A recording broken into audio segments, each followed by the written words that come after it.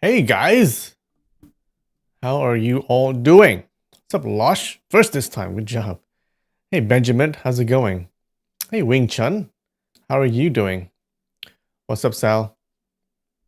Are you working? All right, good luck. What's up, Casey? How's it going? Hey, Rude Noise, glad you could join. Oh no, what happened to my camera? Ah.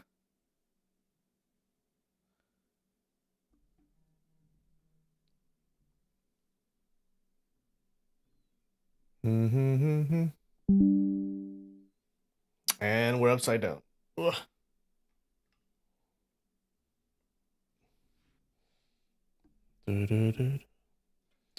All right.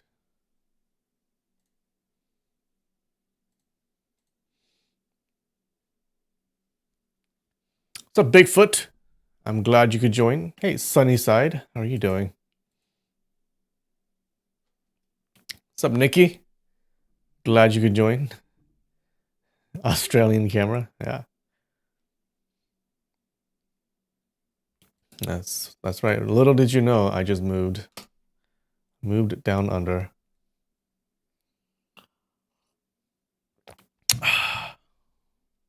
All right. Just relaxing. All right. Good job. I was working the entire day doing some programming.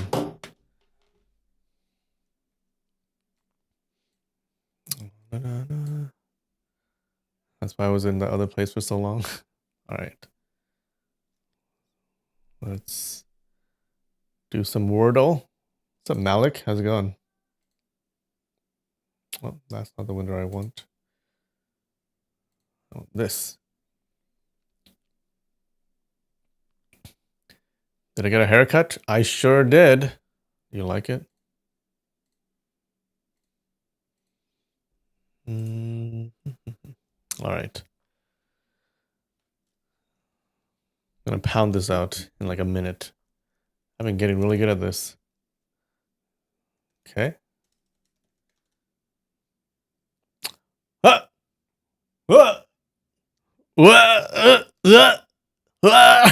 Ah! Telling you. I'm telling you. I'm getting so good. What was that?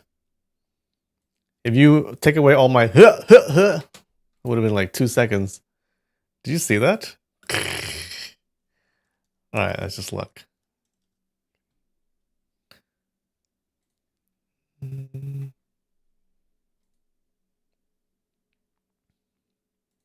All right. This is going to be a little bit harder, I think. Sometimes this is going to get really weird. All right. Chip, bed, rough patch, rocky, stitch, parallel, uneven, rugged, south, amusement plot, national, parcel, scratchy, bumpy. There's rocky, there's scratchy, there's bumpy. Rocky and rough, uneven, and rugged. Wait, bumpy also works. Uneven, rugged. Rough. Bumpy? Bumpy, uneven, rocky, and rugged. Maybe? Rough? Rough can be bumpy, rocky. Is rough uneven? Maybe rough, rocky, rugged.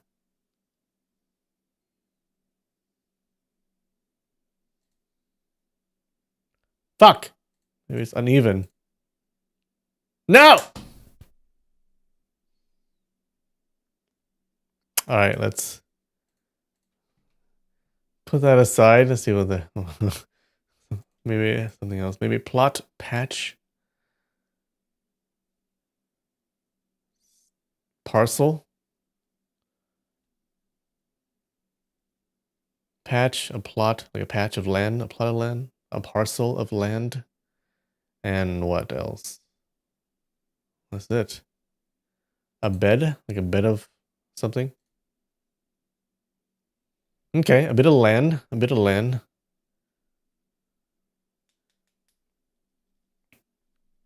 We got a stitch. Parallel, uneven. National, south, rough. Chip. Well, uneven things are not parallel. Uneven things can be bumpy.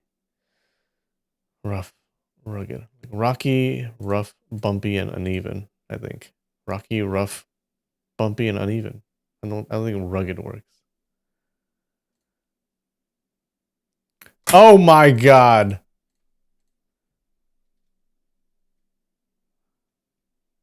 What is this word? Oh no, there's only one more. National South. Like Rocky South. Amusement. Amusement. Bumpy. Parallel. What? Parallel. Parallel stitching?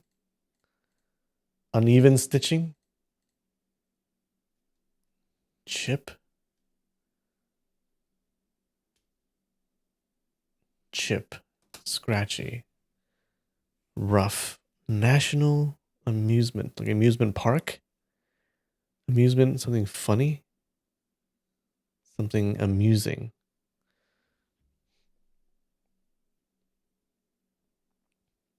National rough stitch. A stitch.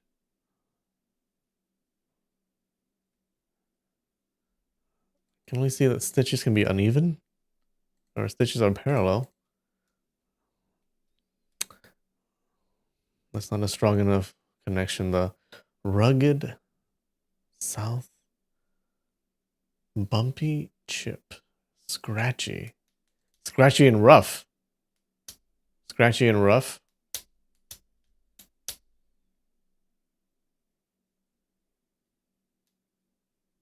Stitch. Oh, I don't know.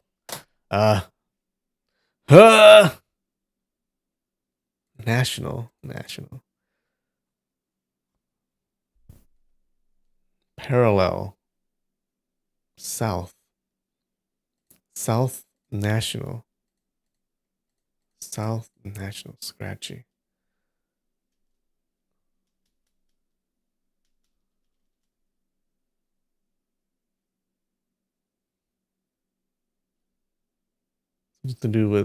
Something to do with countries. The South. South Park. Amusement park. Oh, National Park. Rocky Park. Stitch Park. Parallel Park. Parallel Park! Oh! Okay. Damn it, it didn't eliminate any of these. Bumpy, rough, uneven. I don't even remember what I put before. Stitch. Stitch, chip. Chip. Is it chip uneven? I think rocky, bumpy, uneven, and rough. I think we tried that though, didn't we? Rugged? Maybe no bumpy. Rough, rocky, rugged. Rough. The terrain is rough. Terrain is uneven. Terrain is rocky. Terrain is rugged. Then what is chip, stitch, scratchy? Stitch. Scratchy.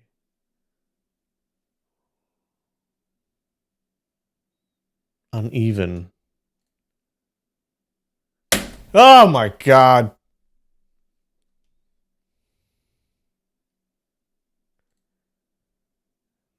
Not smooth as terrain, but rocky works.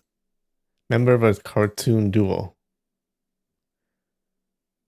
Okay, Lilo and Stitch, Itchy and Scratchy, Rocky and Bullwinkle was Chip. Chippendale. Ah, no. How did we not get this combination? God damn it. Well, at least I got this. This is pretty cool. Ah, damn it. Okay.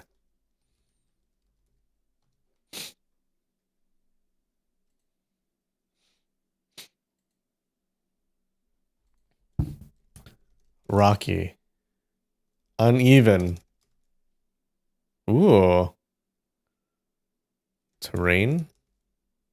Bumpy. Parallel. Park. Oh. Car. Parking. Structure. Building. Um. Wall. Structure. A park. Slant. Motion. How about a house? No, a structure. How about a statue? Mm-hmm. Slanted. Construction. Graph. Structure. Yeah. Ocean.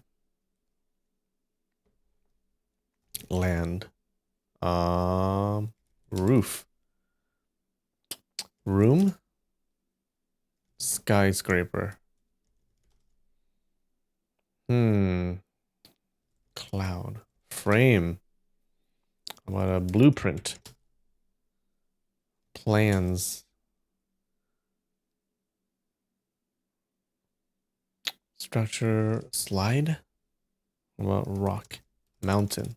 Oh, rock is a little bit high. Machine. Structure. Shape.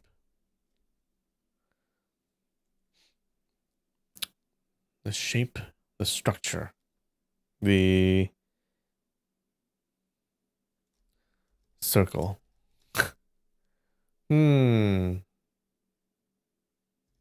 Silhouette. Oh, silhouette. Geometry. Oh. Math. No. Square. Calculus. Nope. Shadow. Form. Silhouette.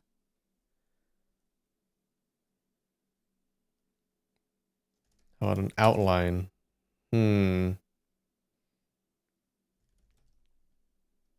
Former. Dark. Silhouette. Build. Body. Type. Imitation. Well, simulation. Reflection. Silhouette. An imposter. Disguise. Boat. Silhouette. How about a quiet silhouette, geometry, imitation. An origami. Twin. Design. Oh, design. Designer. How about a drawing? Illustration. Camouflage. Camouflage. Design. Architecture. Architect. Architecture. Plan would try a pattern. Oh, art. Artist. Fashion. Designing a car. Or designer. Developer. Development. No, design. Brand. Not enough ads on the screen.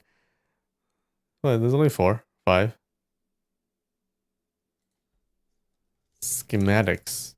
Ooh, museum. Scheme. A design.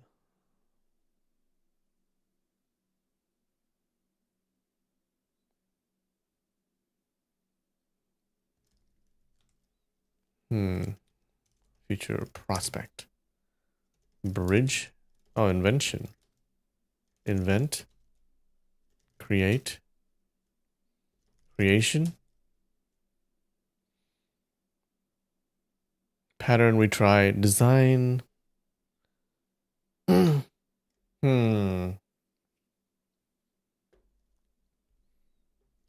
Right. Draft. Drawing, I think we tried that. Oh, we didn't. Did we? Maybe try illustration. Sketch. Creation. Content. Design plans. Architecture. About print. We tried blueprint, right? Yeah. Draft we tried.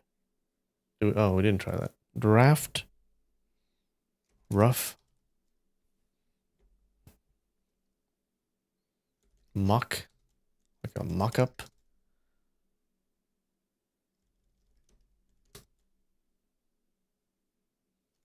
Style. Oh.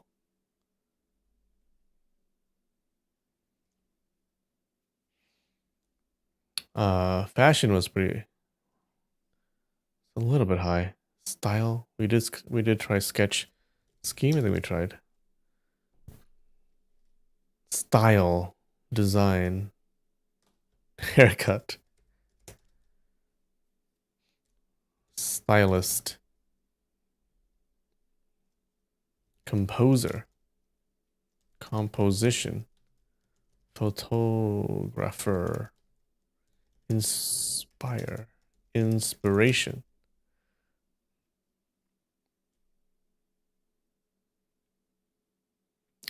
Style, the design. The makeup. Well, we did do designer. Runway. Graphic. We tried artist. Poor. Foundation. It's not makeup, right? Eyeliner.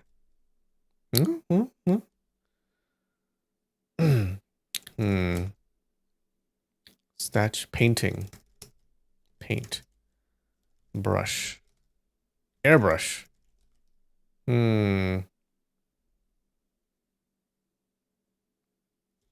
House. What is that? Statue. A design is very close though.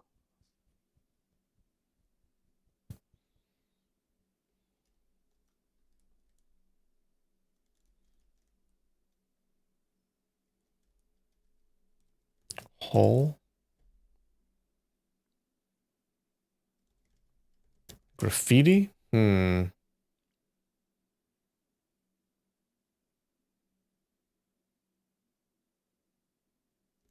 Modern. Modern. Like modern art. We tried art, right? Motif. Oh, symbol. Pop. Popular. Like popular art. Music. Minimal. Minimalist. Whoa! Oh. Okay, what other design types are there? Minimalist.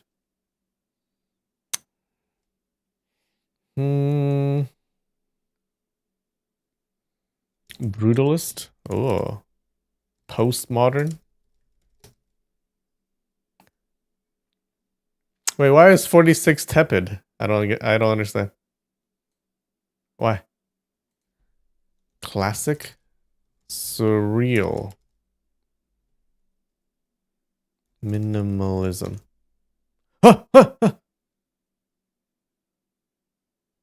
Minimal.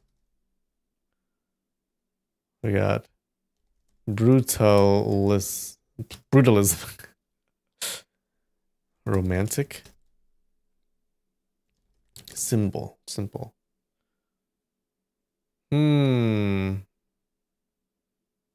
Minimalistic. Wait, why is it 51 and it's still tepid? I don't get it. Condo? Like Marie Kondo? Chic. Well, we tried minimalism. Elegant. Elegance. Oh, poise. An elegant design. A minimalist design. Classic, we tried. Sparkle? Nah.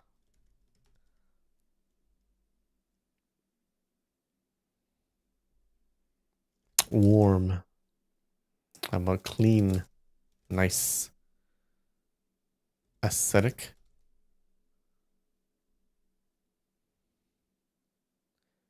Minimalism. Gaudy. Utilitarian. Oh, okay. Simplistic. Sparse. Utilitarian. Tarianism. Minimalism. Maybe it's a noun. Utilitarian. Designism. What is Dada? Expressionist. Expressionism. Realism. Oh. Realist. Retro. Impressionist. Movement. Minimalism. Abstract. Oh.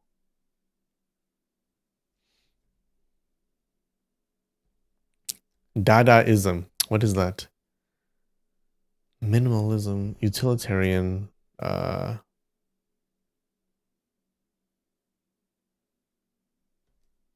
Functional. Is there a functionalism? Oh, what?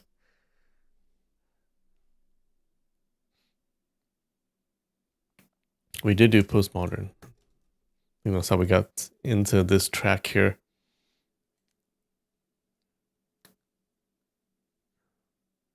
Minimalism. Functional. What else? Industrial. Industrialism. Pre-modern. What is after postmodern? Postmodern. Futurism. That's close. Futuristic. Futurist. Metamodern. Nihilism. Postmodern. Postmodern. After postmodern. Dystopia.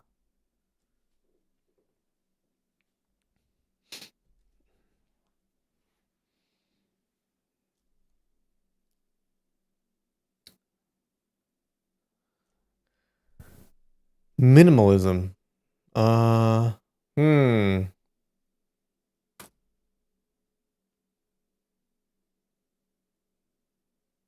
We had realism. Modern.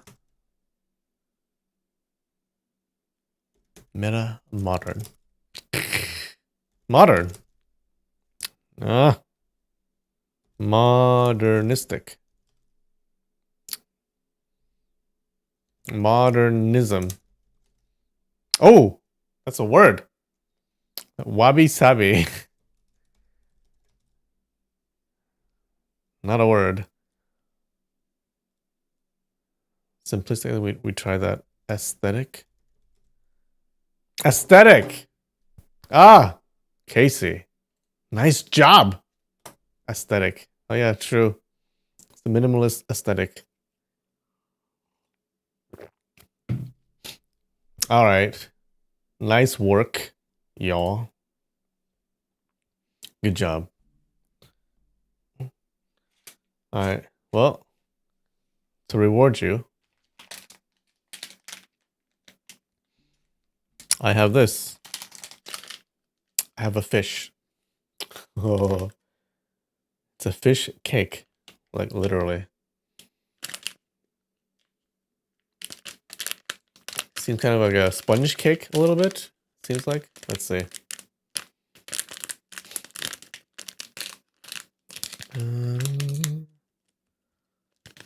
Uh-huh. Yep, it is spongy. 10 out of 10 on the sponginess scale. Oh, wait, upside down. Oh, wow.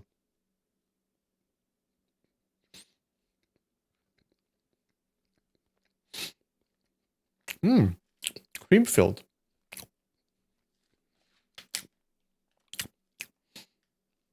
Some kind of cream.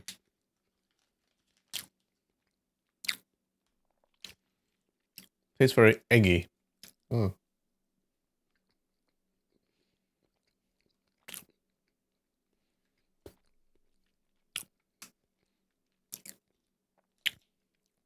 Kind of sweet egg cream. So, Xiao, how you going?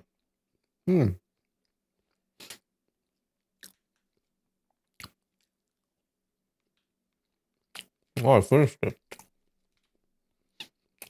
That's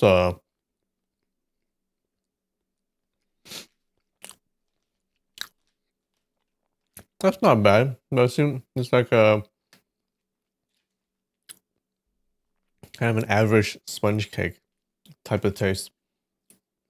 Yeah. With the filling, I'm gonna give it like a 7.2. Okay.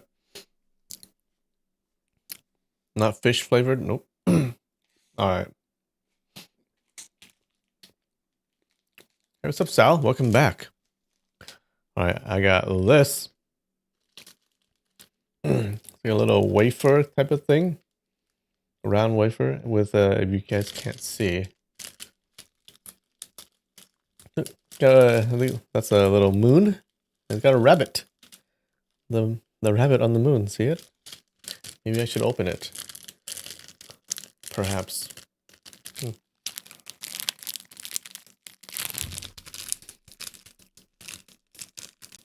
Why is this so hard?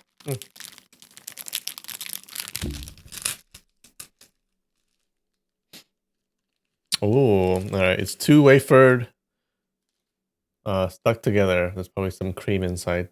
See? Ooh, ooh. All right. Well, I'm eating the rabbit first.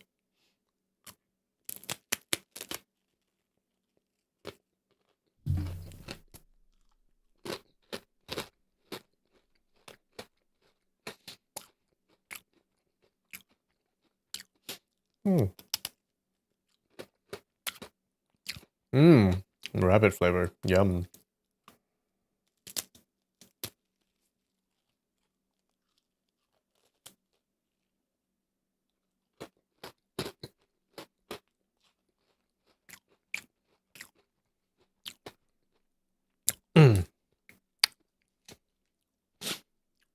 Oh.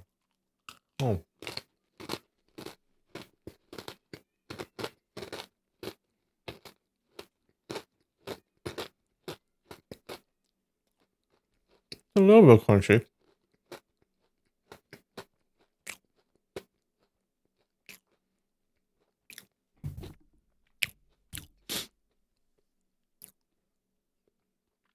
All right. It's an average type of cake, like wafer thing.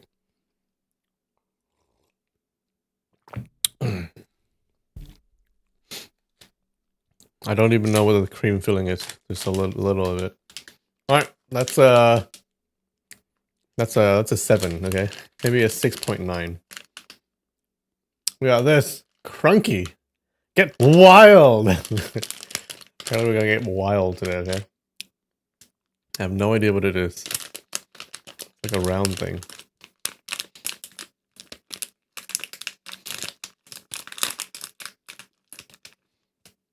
Oh, what the? Oh my god. What is this? It's got little balls. I think they're not supposed to be stuck together, but they are. Very sugary.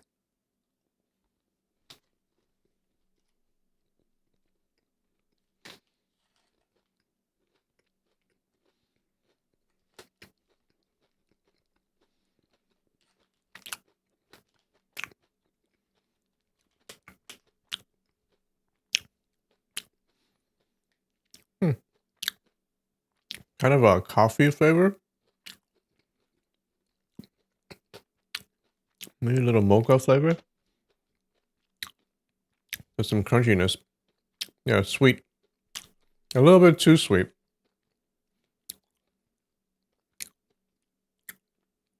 A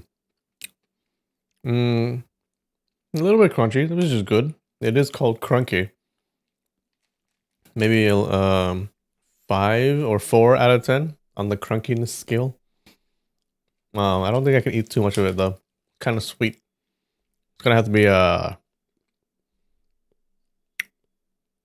5.1 out of 10. 5.1. All right.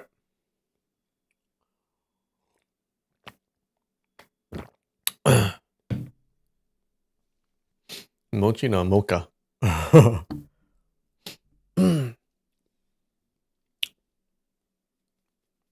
Coffee flavor did not bump it up. I'm not fond of the coffee flavor. All right.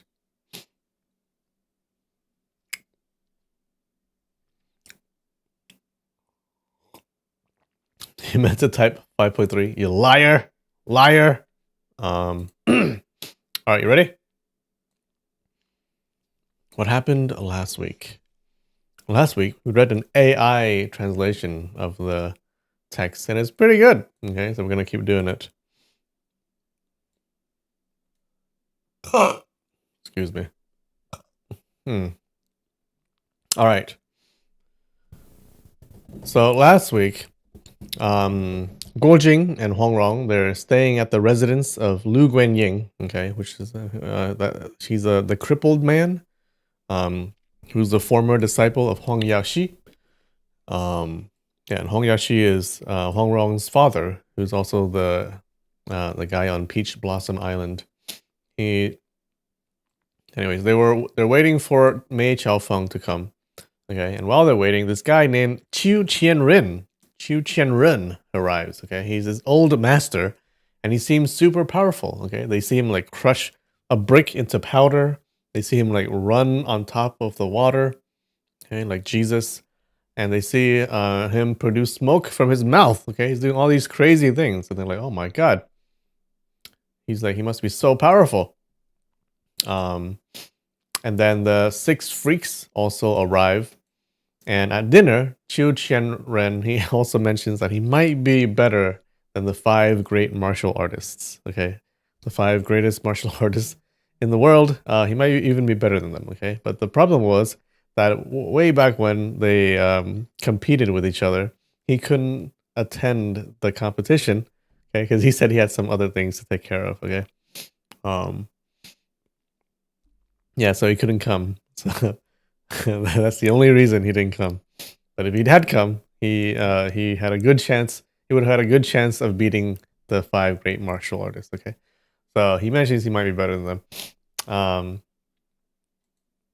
And he also proposes something. Okay, that the people really don't like. He proposes that he suggests that they should support the Jin invasion of Song China, okay, to avoid war and also gain fame and notoriety. And so he says that, okay, now of course, no one there likes this. The six freaks, they become outraged. Qiu Qianren responds by doing another demonstration of how strong he is. He cuts the rim of a teacup, okay, and he cuts it off cleanly with his qi.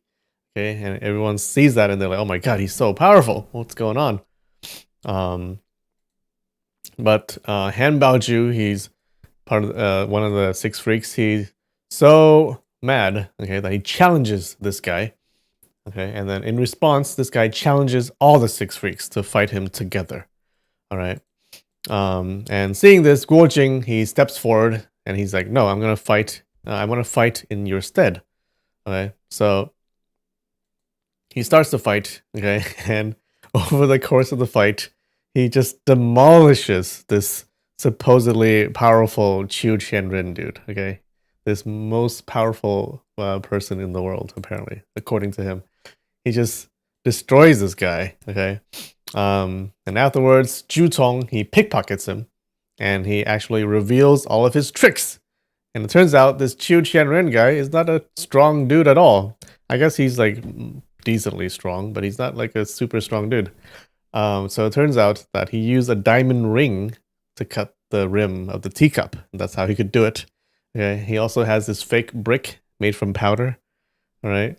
He has some like fire starters to make the smoke coming out of his mouth. When he was running on water, he actually like put like stones or whatever. But he put something underneath so that he could walk on. Okay. So it was all tricks. This guy was not strong at all. Anyways, so the only thing powerful about this guy is his reputation. So after that, Mei Chaofeng, she arrives, okay, and Qiu Qianren tells them that Huang Yaoxi is already dead, okay, and then Mei Chaofeng, Lu Guanying, and Huang Rong, they all cry, okay, and they reveal their relationship to Huang Yaoxi, okay. So it turns out that Mei Chaofeng and Lu Guanying were the disciples of Huang Yaoxi. Okay, and then Lu Guanying finds out that Huang Rong is his daughter. Now, yeah, after people initially were like, "Oh my god, this happened," then they actually asked him some more, and it turns out that Qiu Qianren, he's forced to admit that he just lied about it. Okay, so Huang Yaoxi is not dead. Anyways, Mei Chaofeng, she wants to fight the six freaks to avenge her husband. Guo Jing, he admits that he killed Mei Chaofeng's husband way back when he was a little boy. Okay, so Mei Chaofeng, she's super mad. She attacks him. And during the fight, Guo Jing, he actually does pretty well. Okay, he's super powerful now. And he, yeah, especially when Hong Rong, she suggests that he fight her next to a pillar. Okay, to take advantage of her blindness, because she keeps hitting the pillar instead of hitting Guo Jing. So Mei Chaofeng, she gets super mad and she just breaks this pillar that's holding up the roof, and then it comes crashing down. Everyone's trying to jump out of the way. Yang Kang, he gets caught underneath, I think, or him, or like one of the lieutenants or something. And that's where we left off. How's that?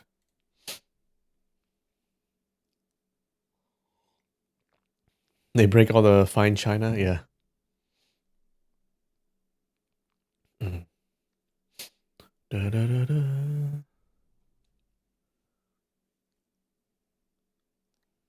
All right.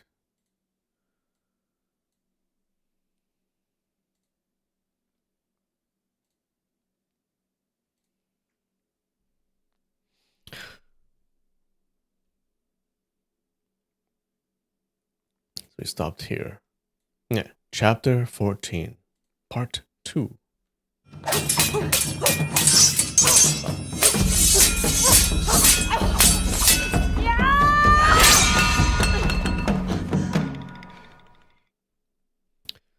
Family heirloom dishes are ruined. They just keep breaking the cups. Okay. By now, dark clouds obscured the moon, and the courtyard was dimly lit. The crowd finally caught their breath, only to see Guojing and Mei Qiaofeng fighting again in the faint starlight. Their silhouettes flickered and merged in the darkness with the sound of palm strikes. Wait, we do have that sound.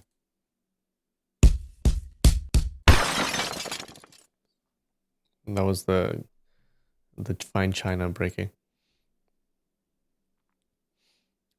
With the sound of palm strikes cutting through the air, Mei Qiaofeng's joints creaked and cracked as she exerted her internal energy, making the fight even more terrifying than before. Guojing was already at a disadvantage, and the darkness made it even harder for him. In just a few moments, he faced several perilous moves. Mei Qiaofeng swept her left leg toward him, and Guojing instinctively kicked out at her shin. If their legs collided, Mei's shin would surely break. But Mei's kick was a feint. She suddenly leapt backwards, and her left arm clawed at his leg.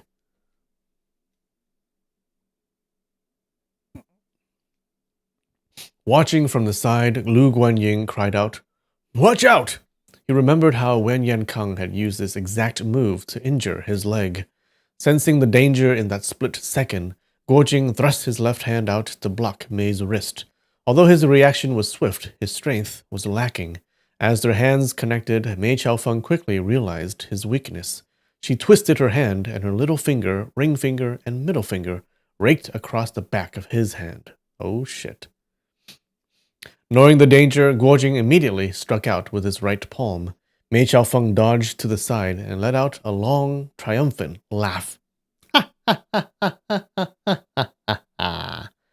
Guojing felt a burning sensation on the back of his left hand. Oh no, it's poisoned, as if it were on fire.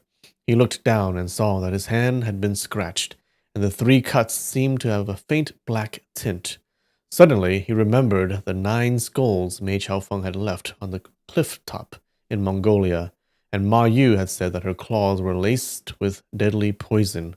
Earlier, when he scratched his arm, it didn't break the skin, so he had avoided the poison. Earlier, when she had scratched his arm, it didn't break the skin, so he had avoided the poison. But now it seemed there was no escape. He cried out, "Wronger, I've been poisoned!" Without waiting for Hongrong to respond, he leapt forward and unleashed 2 fierce palm strikes, thinking that his only chance of survival was to capture Mei Qiaofeng and force her to give him the antidote. Mei Qiaofeng sensed the powerful palm winds and had already dodged out of the way. When the others heard Guojing's words, they were all horrified.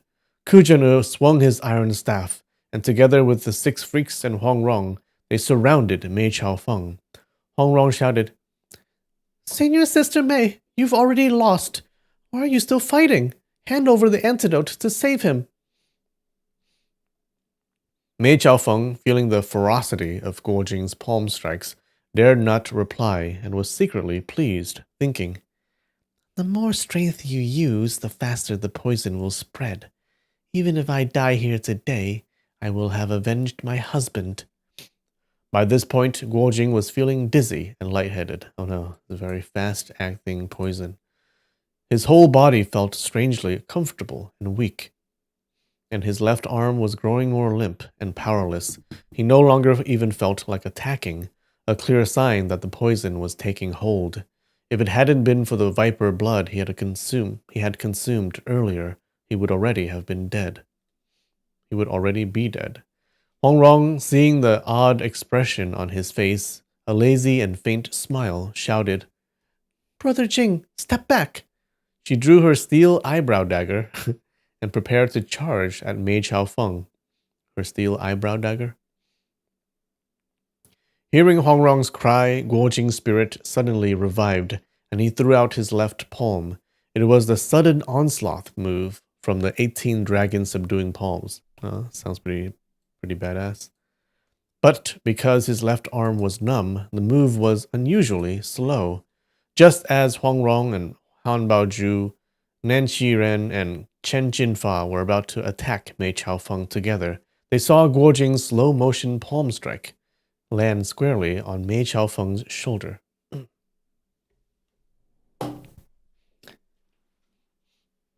Oh, the steel eyebrow dagger is her Ume's thing? Gotcha.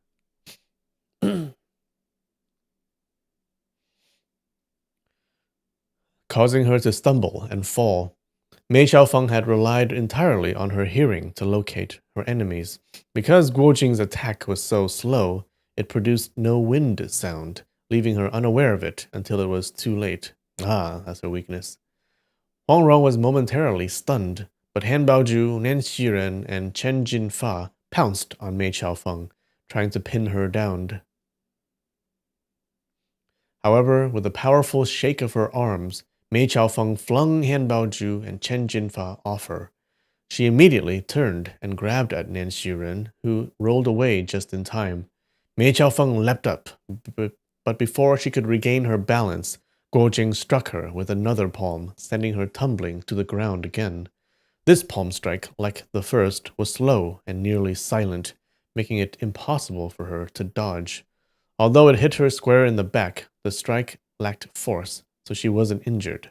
After these two palm strikes, Guo Jing's mind began to grow fuzzy. He staggered and collapsed beside Mei Qiaofeng. Hong Rong hurried over to help him up. Mei Qiaofeng, hearing the sound, lashed out with her claws, but she suddenly felt a sharp pain in her fingers and realized she had struck the spikes of Hong Rong's soft armor.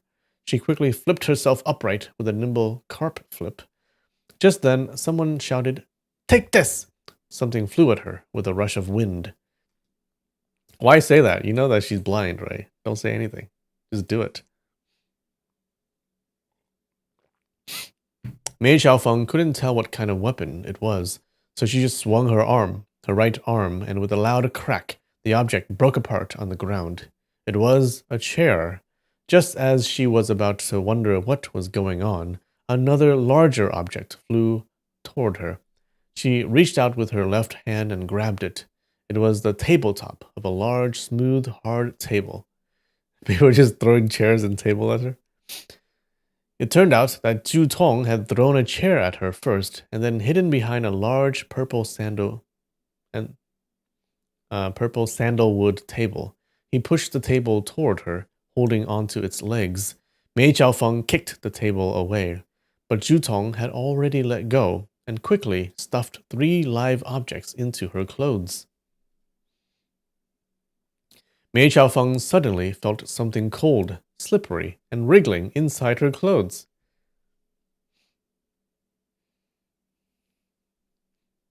Causing her to break out in a cold sweat, she thought to herself, "What kind of strange weapon or sorcery is this?" Are these fish?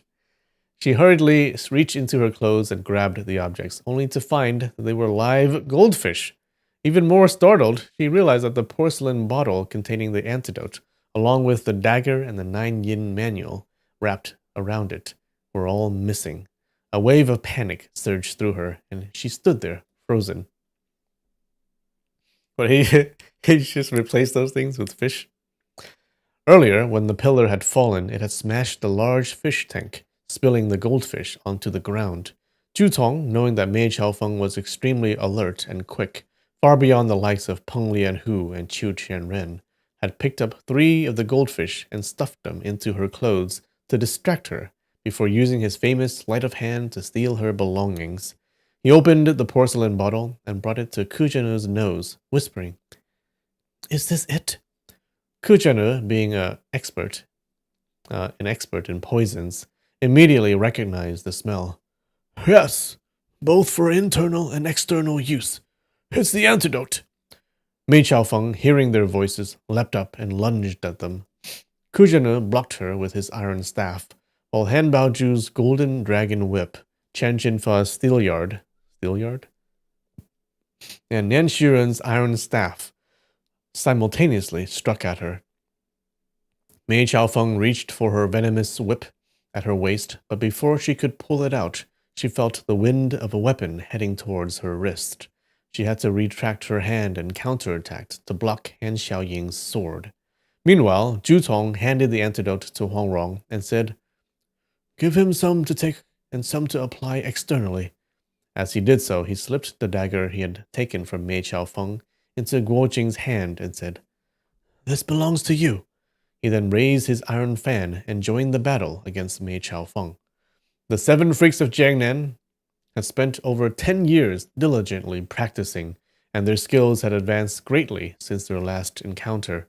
This battle was far fiercer than the one on the desolate mountain all those years ago. Lu Chengfeng and his son watched in amazement, thinking,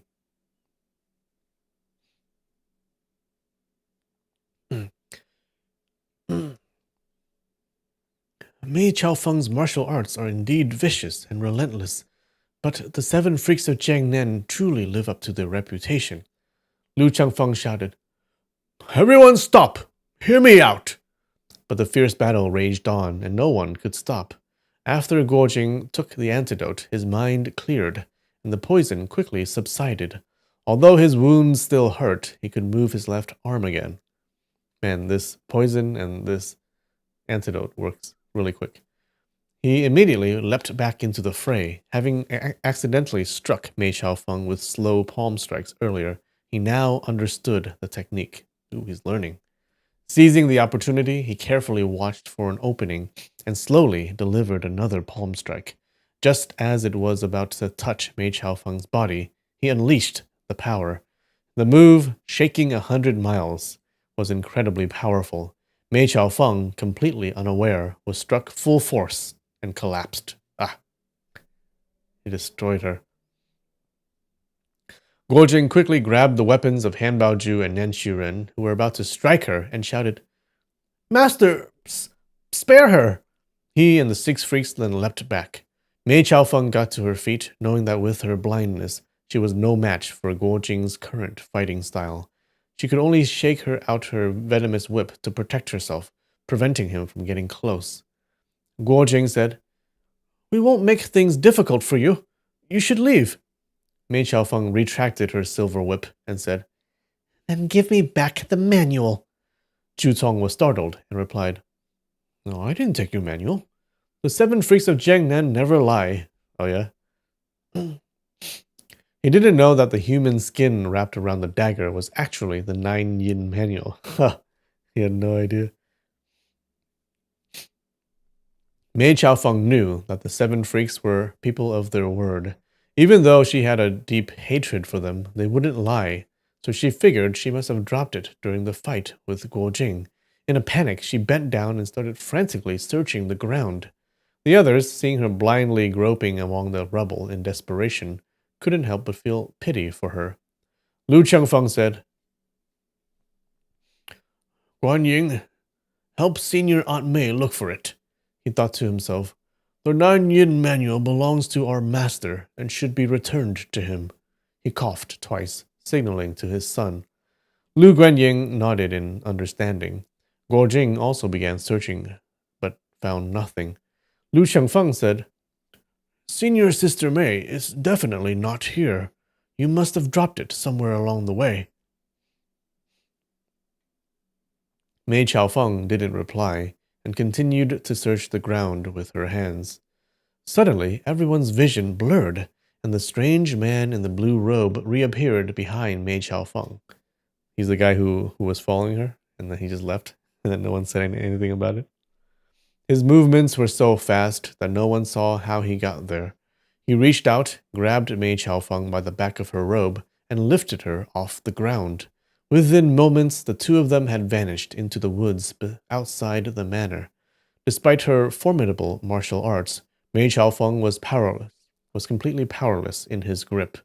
By the time everyone realized what had happened, all they could see were the 2 figures disappearing into the distance. Who's that guy, guys? Who do you think? The group exchanged stunned looks, silent for a long time. The only sound that remained was the distant crashing of waves against the shore. After a long while, Kujanu finally spoke. My disciple and that wicked woman caused great damage to your manor. I feel deeply regretful. Lu Chengfeng replied, The 6 heroes and Brother Guo's arrival saved my family from disaster. I am deeply grateful. There's no need for such formality, great hero Ke. Lu Guanying added, Please come to the rear hall to rest.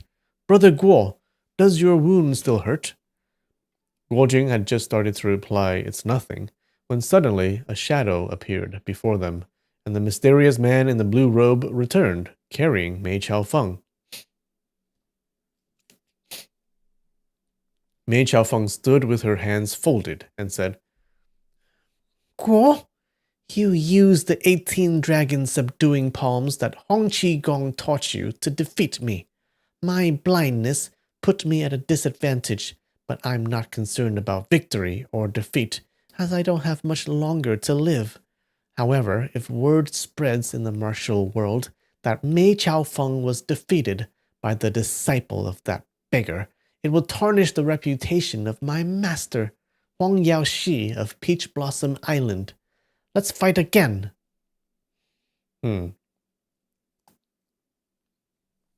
Okay, I think that stranger just taught Mei Chaofeng some more moves to defeat him. I think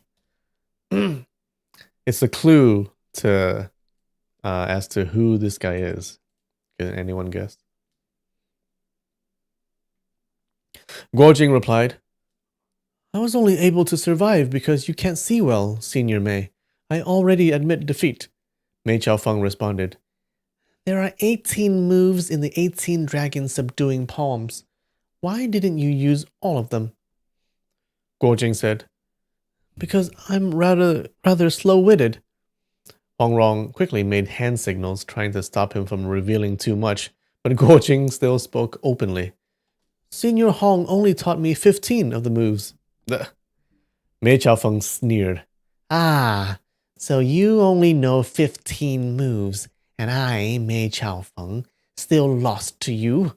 Is that old beggar Hong Qigong really that powerful? No, we must fight again. Everyone could tell that her focus had shifted from avenging her husband to proving the superiority of Huang Yaoshi's reputation over Hong Qigong's. It had become a contest of fame and pride between the two masters. Guojing said, Miss Huang, young as she is, I am already no match for her. How could I possibly contend with you? I've always respected Peach Blossom Island's martial arts. Casey, you think it's her master? Well, maybe. Hong Rong chimed in. Senior Sister Mei, why are you still talking? Is there anyone in the world who could surpass my father? Mei Chaofeng stubbornly replied, No, we must fight again. Without waiting for Guojing's consent, she reached out to grab him. Forced into action, Guojing said, If that's the case, please instruct me, Senior Mei. He raised his palm and struck. Mei Chaofeng twisted her wrist, showing her claws, and said, Use the silent palms. You're no match for me with the regular ones. Guojing leapt back a few steps and said, My master, Elder Ke, also cannot see well. If someone used such silent palm techniques to deceive him, I would despise them to the core. Placing myself in your shoes, how could I do the same to you? Earlier, I was poisoned and had to use silent palms to save my life, but in a fair contest, that wouldn't be honorable. I cannot comply, Senior Mei. He's too pure, guys. Mei Chaofeng, hearing his sincere words, felt a slight stir in her heart, thinking, This young man has some backbone. But she immediately yelled, If I ask you to use silent palms, it's because I have a way to counter them. Stop blabbering like an old woman. Guojing glanced at the strange man in the blue robe, thinking, Could he have taught Mei Chaofeng how to counter silent palms in such a short time? Seeing her relentlessly pressing him, he said, All right, I'll take 15 moves from you, Senior Mei. He planned to use the 15 moves of the 18 dragon subduing palms that he had learned, hoping that even if he couldn't defeat her, he could at least defend himself. He leapt back and then stepped forward cautiously, slowly launching a palm strike. Suddenly, he heard a faint whiz sound next to him. Mei Chaofeng's wrist curled, and she reached out for his arm as if she could see clearly in the darkness. Startled, Guojing swiftly retracted his left palm and launched another slow strike to the left, using the crossing great rivers technique. His palm had barely extended when the whiz sound came again, and Mei Xiaofeng had already anticipated his direction, attacking faster than he could respond. He barely dodged, thinking, how could she predict the path of my palm strikes? And how is she reacting even before I fully unleashed them? For the third move, he used Regretful Dragon. As soon as he began, Mei Xiaofeng's steel-like claws were already reaching for his wrist. Guojing realized that the key lay in that whiz sound. On his fourth move, he glanced at the blue-robed man and saw that the man was flicking tiny stones into the air, one after another. Oh. Guojing suddenly understood. So he's flicking stones to indicate the direction of my palm strikes. If I strike east, he flicks east. If I strike west, he flicks west. But how does he know the direction of my moves? Ah, it's just like how Qigong predicted Liang Wang's moves when he fought Huang Rong. I'll finish my 15 moves and then admit defeat. He really has no ego. Eagle? He really has no ego.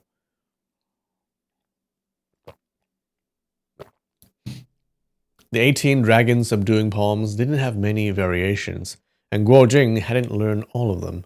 Although each move was powerful, Mei Qiaofeng could anticipate his attacks and dodge or neutralize them before they fully took effect. After exchanging a few more moves, the blue-robed man flicked 3 stones in succession, and Mei Qiaofeng switched from defense to offense, launching 3 fierce attacks in a row.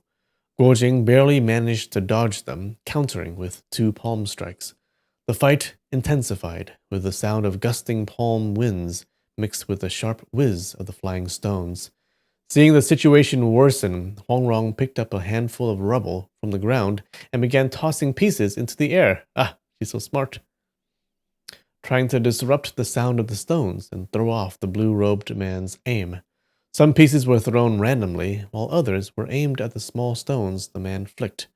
However, the man's fingers were so powerful that the stones he flicked flew with incredible speed, making loud, sharp sounds as they sliced through the air. Hong Rong's pebbles couldn't hit the stones, nor could they disrupt the sound. Lu Changfeng and the 6 freaks of Jiangnan were astonished. How can this man flick stones with such force, using just his fingers? Even a slingshot wouldn't produce such a loud sound. If one of those stones hits someone, wouldn't it shatter their skull or pierce their chest? No. He has a natural gun in his fingers, guys. By this time, Huang Rong had stopped throwing debris and was staring at the strange man in awe. Guojing, however, was now completely on the defensive. Mei Qiaofeng, with her advantage of hearing the stones, pressed him hard with each attack, aiming to kill with every move. Suddenly, 2 stones flew through the air with a soft whoosh. The first stone flew slowly, while the second shot forward at high speed, catching up to the first. With a loud crack, the 2 stones collided in midair, sending sparks flying and fragments shattering in all directions. Mei Qiaofeng took advantage of the momentum and lunged fiercely at Guo Jing. Seeing the ferocity of her attack, and realizing he couldn't block it, Guo Jing remembered Nan Churen's advice. If you can't win, run. He turned and fled. At that moment, Huang Rong suddenly cried out, "Father!" She ran towards the blue-robed man, threw herself into his arms, and began sobbing. "Father, what happened to your face? Why does it look like this?" Ah, Casey, you were correct. Good job. It is their master, her father. Guojing turned around to see Mei Qiaofeng standing in front of him, but she was now listening intently to the sound of the stone collision. This fleeting moment was his chance. Without hesitation, he slowly extended his palm towards her shoulder, this time using all of his strength. His right palm struck with full force, followed by an even more powerful strike with his left. The 2 strikes sent Mei Qiaofeng somersaulting to the ground, where she lay motionless, unable to get up. Alright, so he won! Yay! And we found out that this is her father. Oh, let's see what kind of a guy he is. Alright, guys. Give me a 5-minute break. I'll be right back. And we are back. Alright.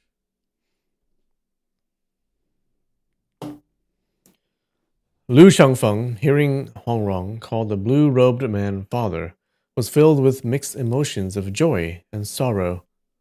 Forgetting about his crippled legs, he tried to stand, only to fall over. The blue-robed man, cradling Huang Rong in his left arm, slowly peeled off a layer of skin from his face with his right hand, revealing that he had been wearing a human skin mask. Yeah.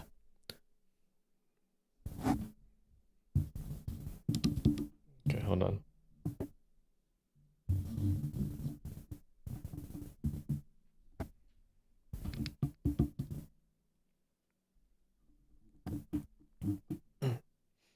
His real face was revealed, handsome, refined, and imposing, with a noble, godlike aura. Huang Rong, still with tears in her eyes, burst into a joyful cheer. She snatched the mask from him, put it on her own face, and leapt into his arms, hugging his neck as she laughed and jumped around. This blue-robed man was none other than Huang Yaoshi, the master of Peach Blossom Island. Huang Rong grinned and said, "Father, why did you come here? The old man Chu was cursing you earlier. Why didn't you teach him a lesson?" Huang Yaoshi sternly replied, "Why did I come here? I came looking for you." Huang Rong, overjoyed, clapped her hands and said, "Father, did you finally achieve your goal? That's wonderful, just wonderful." Huang Yaoshi, still frowning, said, "Achieve what goal? I came here to find you. Nothing else matters." Wearing a human skin mask? I don't think it's the actual. I don't think it was made. It's made like by actual. Yeah, made from actual human skin, right? It's just a mask that looks like human skin. Did he actually peel someone's skin off? I don't think so. But maybe. Hong Rong felt a pang of guilt. She knew that her father had previously obtained the second volume of the Nine Yin Manual and had made a vow to use his own intelligence to recreate the techniques in the first volume, believing that if the manual had been written by a mortal, he, Huang Yaoshi, could surely match it. He's gonna write this. He's gonna write his own version of it. He had vowed not to leave Peach Blossom Island until he had mastered the techniques.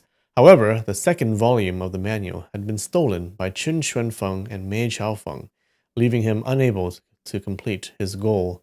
Now, because of her mischievous behavior, he had broken his vow. Feeling remorseful, she softly said, "Father, I'll be obedient from now on. I'll listen to everything you say for the rest of my life." Seeing his beloved daughter safe and well, Huang Yaoshi was overjoyed. Hearing her say this, his mood brightened even more. He said, "Help your senior sister up." Huang Rong went over to help Mei Chaofeng, while Lu Guanying helped his father. Both of them bowed deeply in gratitude. Huang Yaoshi sighed and said, "Hey, Chongfeng, you've done well. Get up. I was too hasty and unfair to you back then." Lu Chengfeng, choking with emotion, said, "Master, are you well?" Huang Yaoshi replied, "At least I haven't been driven to my death by anger." Huang Rong, grinning mischievously, said, "Father, you weren't talking about me, were you?" Huang Yaoshi snorted, "Huh, you're partly to blame too." Huang Rong stuck out her tongue playfully and said, "Father, let me introduce you to some friends. These are the renowned Six Freaks of Jiangnan, Brother Jing's masters." Huang Yaoshi glanced at them, but didn't acknowledge them at all. He said, "I don't meet with outsiders." The six freaks, enraged by this rudeness, were all ready to explode in anger. However, knowing his fearsome reputation and having witnessed his extraordinary martial arts, they held back. Huang Yaoshi turned to his daughter and said, Do you have anything to take with you?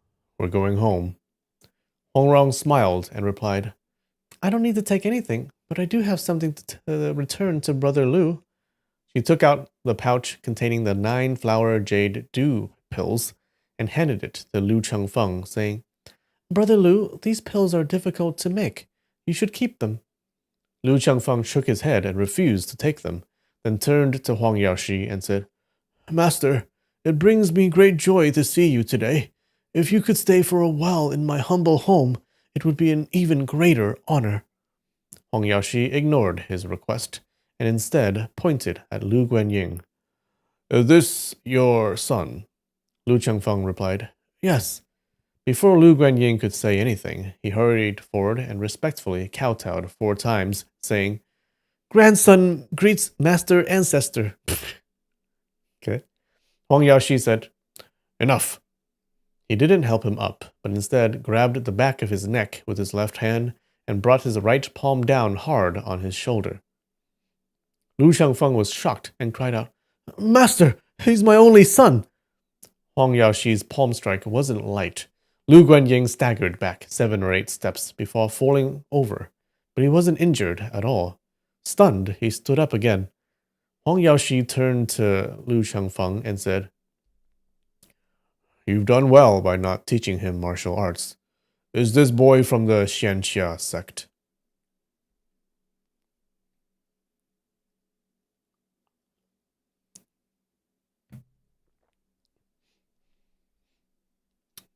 They could have used silicone to make masks back then. What else could they use besides real skin? I don't know. Oh, so you just tore the skin off of some dude? That's not cool. Lu Chengfeng realized that his master had been testing his son's martial arts. He quickly replied, A disciple dared not break the rules of the school. Without your permission, I would never teach your martial arts to anyone else. My son is indeed a disciple of Master Ku Mu of the Xianxia sect. Huang Yaoshi sneered. Ku Mu's pathetic skills can be called master too. Your own skills are 100 times better than his. Starting tomorrow, teach your son yourself. The martial arts of the Xianxia sect aren't even worthy of carrying our shoes. Lu Chengfeng was overjoyed and immediately told his son, Quick, thank your grandmaster for his grace. Lu Guanying kowtowed to Huang Yaoshi 4 more times. Huang Yaoshi raised his head, completely ignoring him. Well, he also crippled all of his students because 2 of them betrayed him. Yeah, I guess. I guess. That's not cool, though.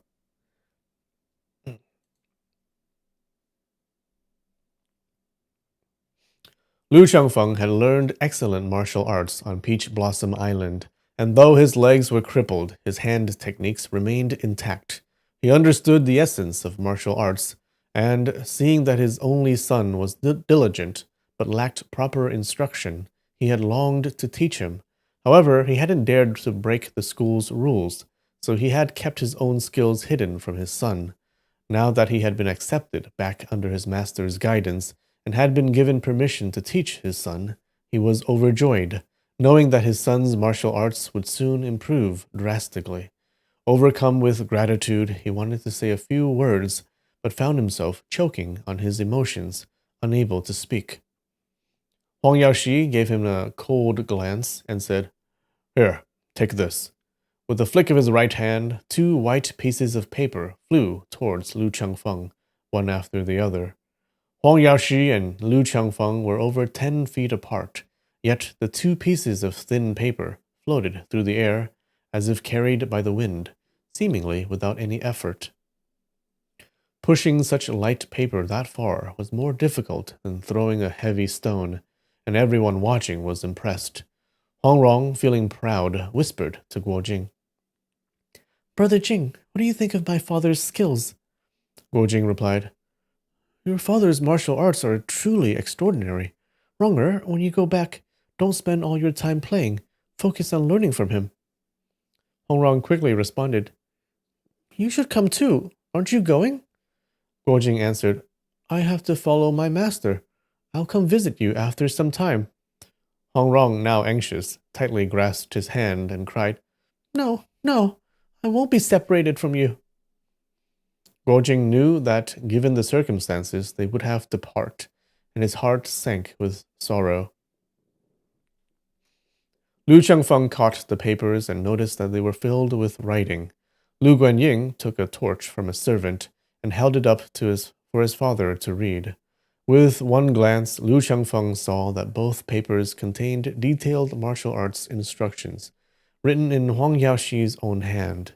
It had been 20 years since he last saw his master's writing, and now it looked even more forceful and elegant. The first sheet had the title Whirlwind Sweeping Leaves Leg Technique written on it. Lu Changfeng knew that both this technique and the Falling Flowers sword were among his master's proud creations. Yet none of the 6 disciples had been taught these skills. In the past, he would have been ecstatic to learn such techniques, but now, with his crippled legs, he could no longer train in them. Still, he was deeply grateful that he could pass the knowledge on to his son, and he respectfully tucked the papers into his robe, kneeling down to give thanks. Huang Yaoxi said, This leg technique is different from what I created in my youth. The moves are the same, but this version starts with internal energy training. If you follow these instructions to cultivate your qi daily, in 5 or 6 years, you might not need a cane to walk anymore. Oh! He could fix his legs, guys. Lu Changfeng was overwhelmed with both joy and sorrow, his emotions surging. Huang Yaoxi continued, Your leg injury can't fully be healed, and you won't be able to practice lower body martial arts again. However, if you follow these instructions, you should be able to walk slowly, like an ordinary person. Hey. He sighed, remembering how his impulsive anger years ago had unjustly punished 4 innocent disciples. Over the years, he had focused on creating this internal energy method for the whirlwind sweeping leaves leg technique to give to his disciples so they could regain their mobility. Oh, okay. He's kind of a good guy. However, Huang Yaoxi, being proud and stubborn, refused to admit his past mistakes, even to himself. Though he had essentially reinvented the technique, he kept its old name, unwilling to show any hint of repentance. After a moment of silence, he said, Find your 3 junior brothers and pass this technique on to them as well. Lu Changfeng responded respectfully, Yes, and then he added, I haven't been able to locate Brother Chu or Brother Feng. Brother Wu passed away many years ago. Huang Yaoxi felt a pang of sorrow in his heart, and his sharp gaze turned to Mei Chao Feng. She couldn't see it, but everyone else felt a wave of fear. Huang Yaoxi said coldly, Mei Chao Feng, you've committed many grave sins and endured great suffering. Earlier, when that old fool Chiu cursed me, at least you shed a few tears and wanted to avenge me. For the sake of those tears, I'll let you live a few more years. Mei Xiaofeng was completely stunned. She hadn't expected her master to forgive her so easily. Overjoyed, she immediately kowtowed, bowing deeply in gratitude. Huang Yaoxi said, Good, good. He then lightly tapped her back 3 times. Mei Xiaofeng felt a faint sting in her spine and was so terrified that she nearly fainted. Trembling, she cried, Master, I deserve to die 1,000 times over. Please, I beg you, end my life now and spare me the agony of the bone-piercing needle. Years ago, Mei Xiaofeng had heard her late husband mention that their master possessed a unique hidden weapon known as the bone-piercing needle. With just a light tap, The needle would burrow into the victim's body, embedding itself in the bones and joints. The needle was coated with a slow-acting poison that gradually tormented the victim, causing unbearable pain 6 times a day. However, it wouldn't kill them immediately, instead prolonging their suffering a year or two. The stronger the victim's martial arts, the more they tried to resist the pain, the worse it became. For those with high-level martial arts, trying to suppress the pain was like pouring fuel on a fire. Mei Qiaofeng knew that being pierced by just one needle was akin to entering hell on earth. She had now been struck by 3. Desperate, she raised her poisonous whip and prepared to strike herself in the head. Huang Yaoshi swiftly reached out and snatched the whip away, coldly saying, "Why are you in such a rush? Dying is the easy part." Mei Qiaofeng, unable to kill herself, thought in despair, "Master must want me to suffer every bit of agony. He won't let me die so easily." She forced a bitter smile and said to Guojing, "Thank you for killing my husband with one blow. That scoundrel had an easy death." Huang Yaoshi said, "The poison from the bone-piercing needle won't take effect for another year. During this year, there are 3 tasks I want you to complete. If you succeed, come to Peach Blossom Island, and I will personally remove the needles." Mei Qiaofeng was ecstatic and immediately said, "Even if I have to go through fire and water, I will accomplish them for you, master." Huang Yaoshi coldly replied, "Do you even know what I'm asking of you? You agreed so quickly." Mei Qiaofeng, realizing her mistake, dared not speak again and simply kowtowed. Huang Yaoshi continued, "The first task, you lost the 9-yin manual. Find it again. If anyone has seen it, kill them. If 1 person has seen it, kill 1 person. If 100 have seen it, kill 100. If you fail to kill even 1, don't bother coming to see me." Everyone shuddered upon hearing this. The 6 freaks of Jiangnan thought, Huang Yaoshi is truly worthy of his title, Eastern Heretic. His ways are indeed wicked. Huang Yaoshi then added, "Your fellow disciples, Chu, Lu, Wu, and Feng, all suffered because of you. You must find Ling Feng because of him. You must find Ling Feng and Mo Feng and visit Mian Feng's family. Bring them all to reside at Guiyun Manor. That's the second task." Mei Qiaofeng accepted the orders one by one. Lu Shengfeng thought, "I can help with this one." However, knowing his master's temper, he didn't dare speak out. Huang Yaoshi looked up at the sky, gazing at the northern dipper stars, and slowly said, "You took the 9-yin manual of your own accord. I didn't instruct you to learn the techniques, but you practiced them anyway. You know what you must do." After a moment, he added, "That's the third task." Mei Qiaofeng was initially confused, but soon realized his meaning. Trembling, she replied, "Once the first 2 tasks are complete, I will abandon the 9-yin white bone claws and the heart-crushing palm." Guojing, not understanding, tugged on Hongrong's sleeve, signaling her to explain. Hongrong's face showed a trace of pity.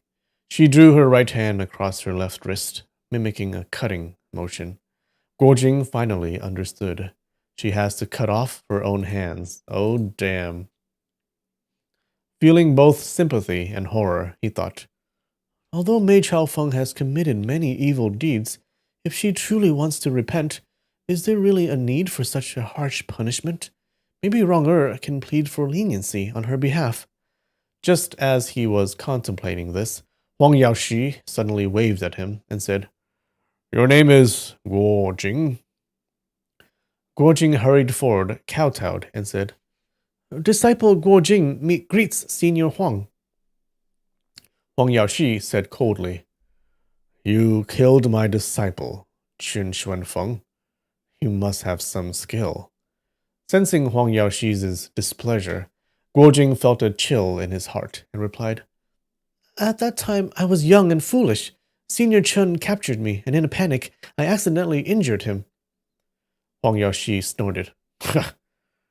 Chen Xuanfeng was a traitor to my sect.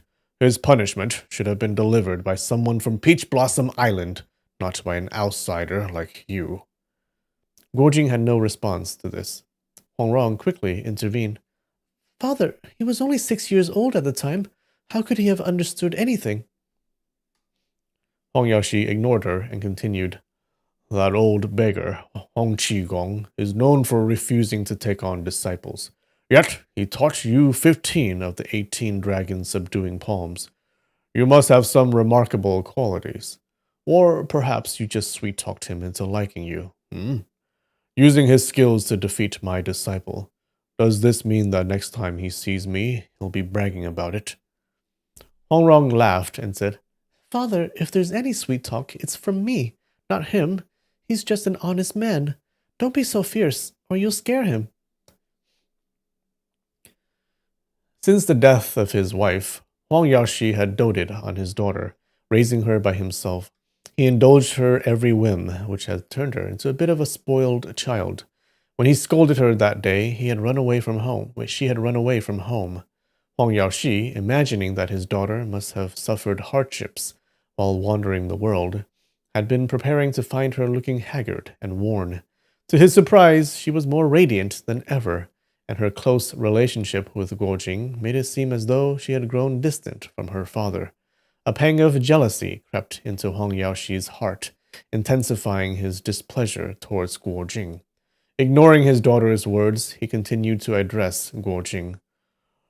Old Hong Qigong taught you his skills just to humiliate me, letting you defeat Mei Chao Feng. Does that mean I have no capable disciples left? Hong Rong quickly intervened. Father, who says Peach Blossom Island's disciples are incompetent? He only took advantage of Senior Sister Mei's blindness and managed to win by luck. What's so impressive about that? Why don't you blindfold him and have him spar with Senior Sister Mei? I'll help you settle the score. She then jumped forward and said to Guojing, Come on, let's see if your most prized technique from Hong Qigong can match one of my father's most basic moves. She knew Guojing's martial skills were on par with hers, and if they exchanged blows for a while, ending in a tie, it would help ease her father's temper. Guojing understood her intention. Seeing that Huang Yaoshi did not object, he said, I've never been able to beat you, so I'll let you hit me a few times again. He stepped up to face Hong Rong. Hong Rong shouted, Here I come! Her delicate hand swung horizontally, producing a whistling sound in the air as she executed fierce winds and torrential rain from the Falling Flowers Divine Sword technique. Guojing responded with moves from the dragon subduing palms, but he cared for Huang Rong deeply and couldn't bring himself to use his full strength. However, the dragon subduing palms relied on its forceful power to win, and it couldn't compare to the complex and intricate Falling Flowers Divine Sword technique. After just a few moves, Guojing was struck several times. Huang Rong hit him hard, wanting to vent her father's anger, but she knew Guojing's body was strong and could withstand the blows. As she hit him, she shouted, Do you give up yet? Even as she spoke, her hands did not stop. Huang Yaoshi's face darkened, and he sneered. What's so special about this little show? Without any visible movement, he suddenly appeared between them. With a quick motion, he grabbed the backs of their collars and threw them apart.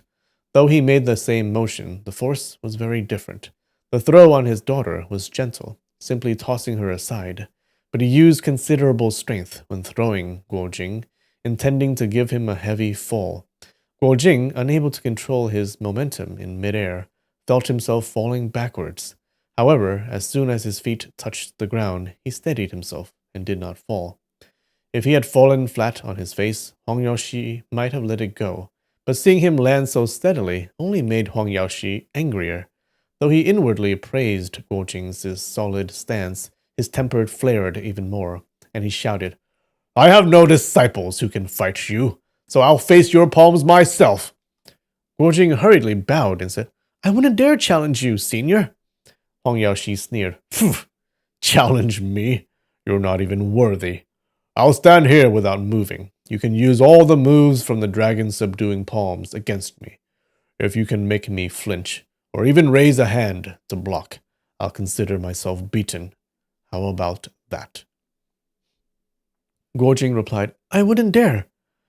Huang Yaoshi said, You'll dare, whether you like it or not. Guojing thought, There's no way out of this. I'll have to strike him. He probably intends to use my own force against me. If I fall, so be it. Seeing Guojing hesitate, but eager to try, Huang Yaoshi urged, Hurry up, or I'll hit you first. Guojing replied, Since Senior has ordered it, I must comply. He crouched and bent his arms and swung out a palm in the familiar Regret from the Heights, one of his most practiced moves. Concerned about injuring Huang Yaoshi and knowing the counter force might be powerful, he only used 60% of his strength. As his palm approached Huang Yaoshi's chest, he felt his hand slip away as if the chest were coated with oil. There was no resistance at all.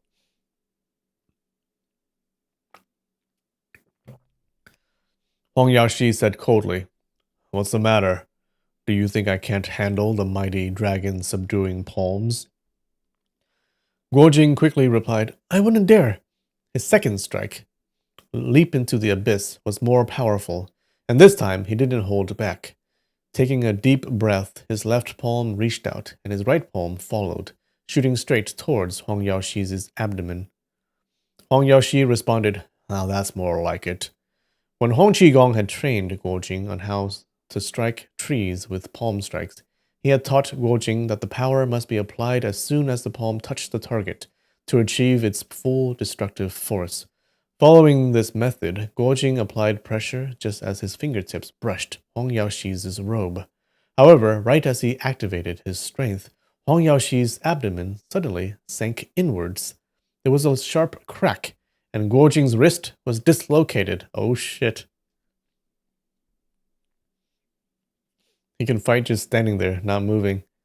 If his palm had missed entirely, it wouldn't have been an issue. He would have just wasted his energy.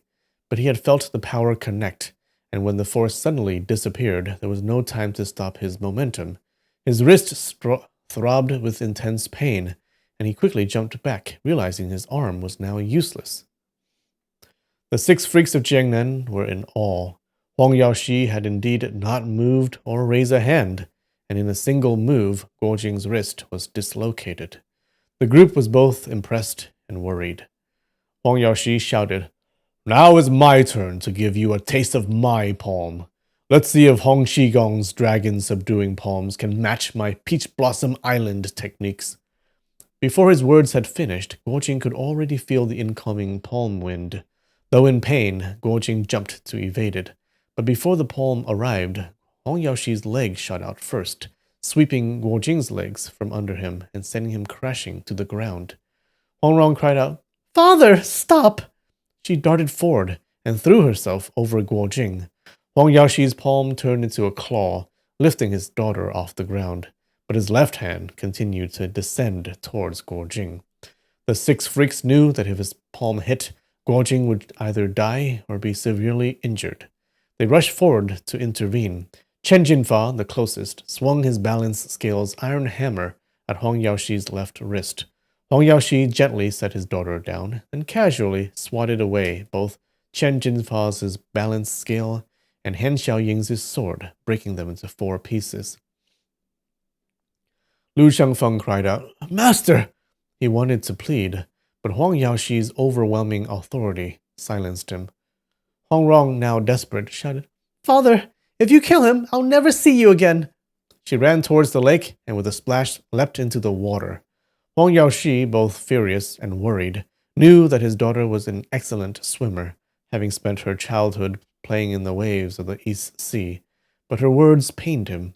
He darted to the lake's edge, only to see a faint trail of ripples stretching towards the center of the lake. Huang Yaoshi stood in silence for a long moment. When he turned back, he saw that Zhu Tong had already reset Guojing's dislocated wrist.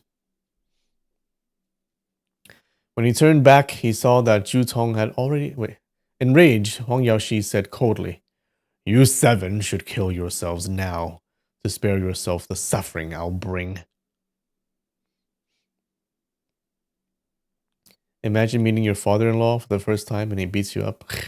Hey, not father-in-law yet, okay?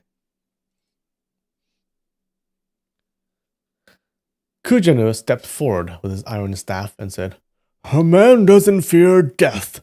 Why should he fear pain? Zhu Tong added, The 6 freaks of Jiannan have returned to their homeland. If our bones rest in the 5 lakes, we will have no regrets.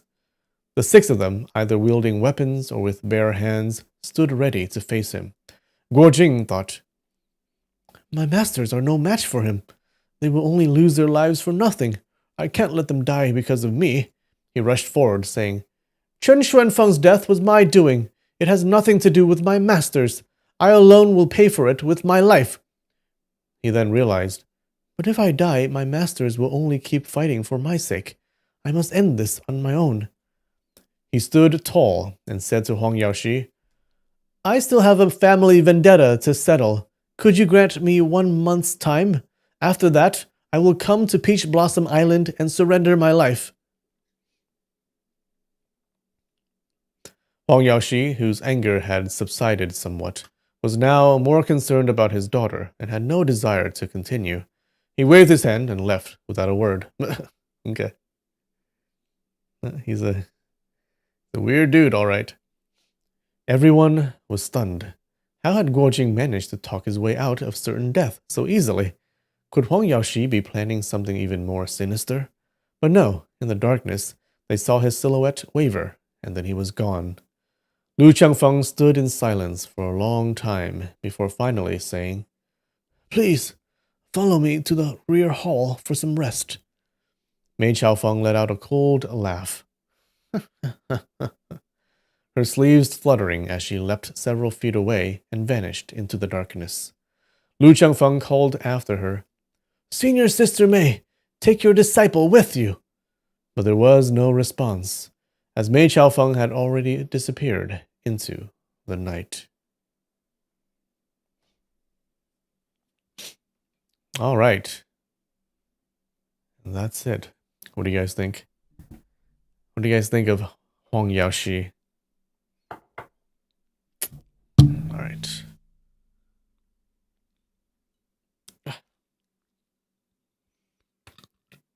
We got some sake today.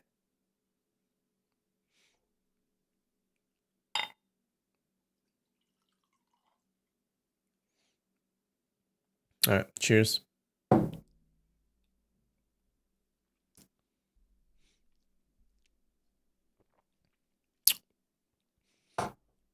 What better way than to hurt him? Papa wanted to know if the boy would be willing to suffer for his daughter. Oh. Yeah, and you think it was all intentional?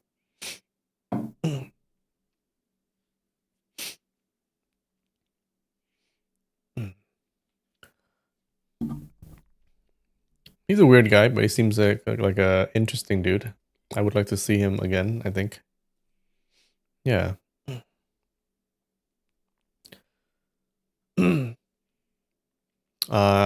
Yeah, he seems weird, but he does seem to really love his daughter and his ex-wife, his dead wife, I mean. Yeah, so he has some good in him too. And remember, he also regretted breaking the legs of his disciples, so he took the time to just come up with this technique to help them like regain at least part of the strength of their legs. So he's a mixed bag. Okay. He also took off someone's face and put it on his face, so that's kind of weird.